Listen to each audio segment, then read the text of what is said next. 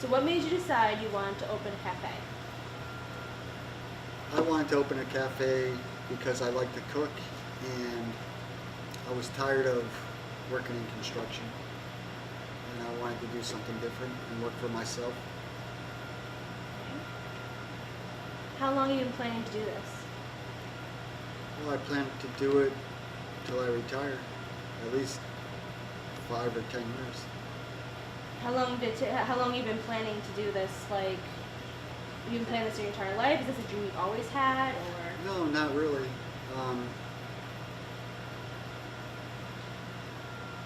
I worked in the kitchen industry when I was younger, and then I got away from cooking, but I picked up a part-time job cooking probably about 10 years ago, and realized how much I enjoyed it. And yeah. Decided you want to open your own cafe? Yeah. Okay.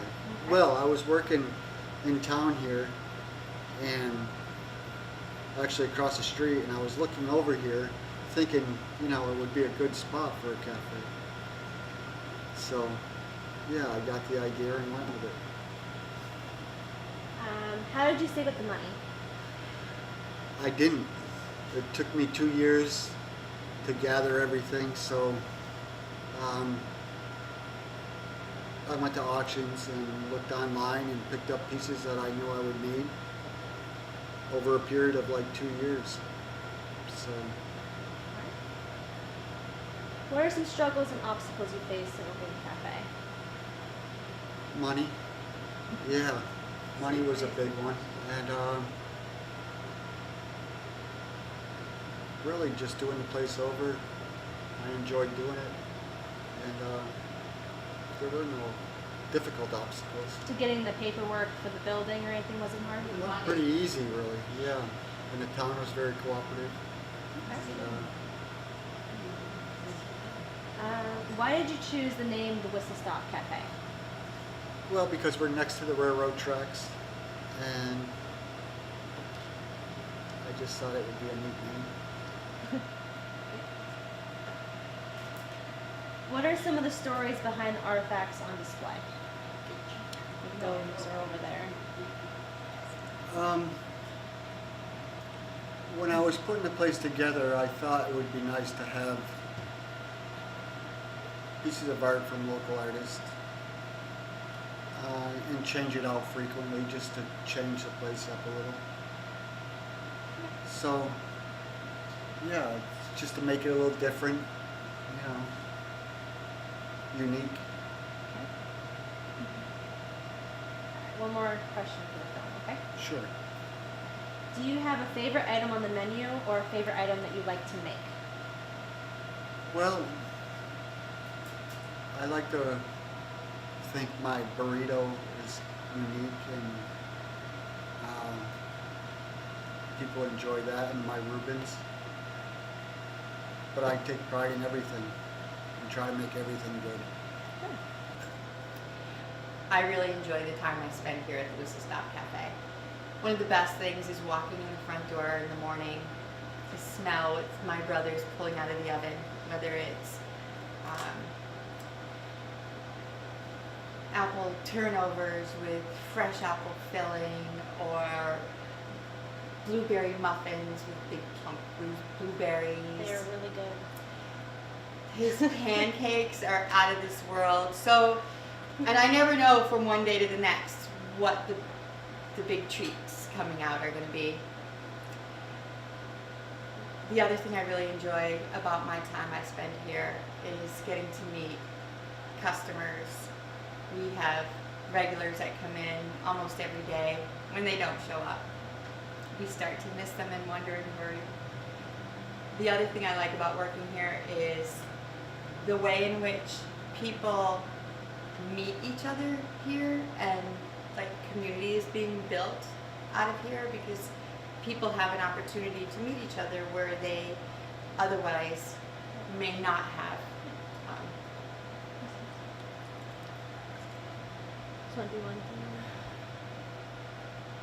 Doing good. I liked your answer.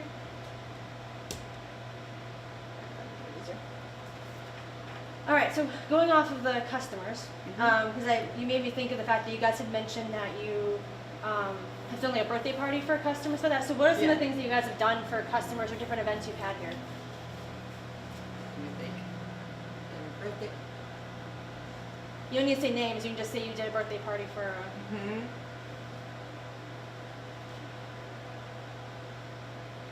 How should I start it? Um, Using- just saying we love our customers so much, kind of thing.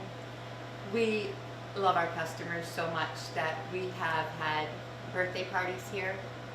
We will also reserve a table for families who may be separated at this point to come together in a safe and warm place to meet.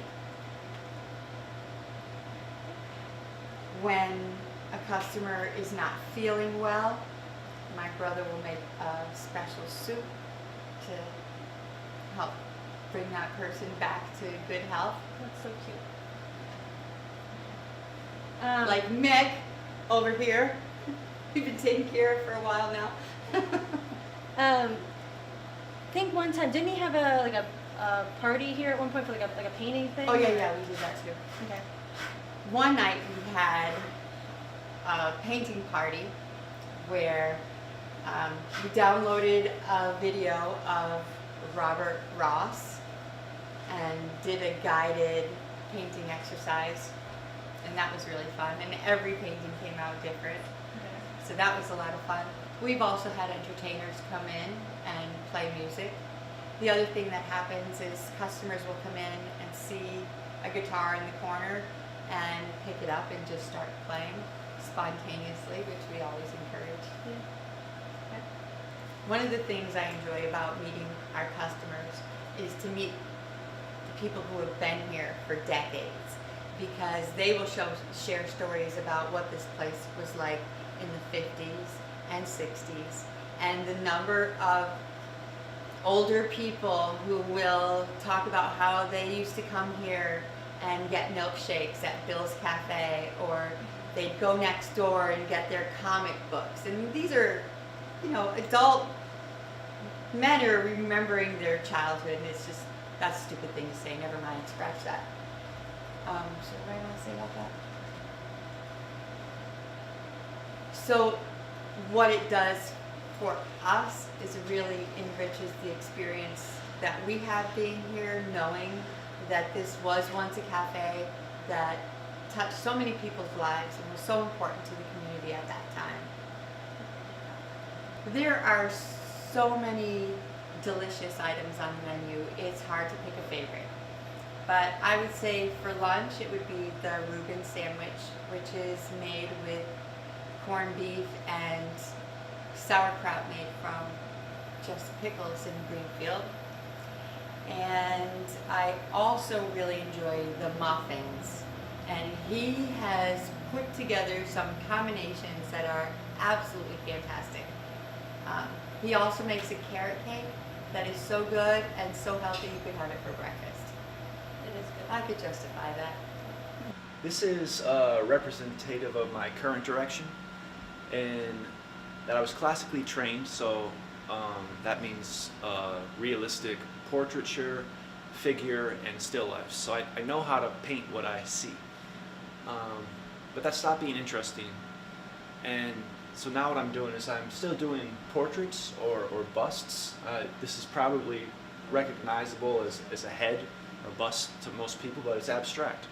And so I'm pulling feelings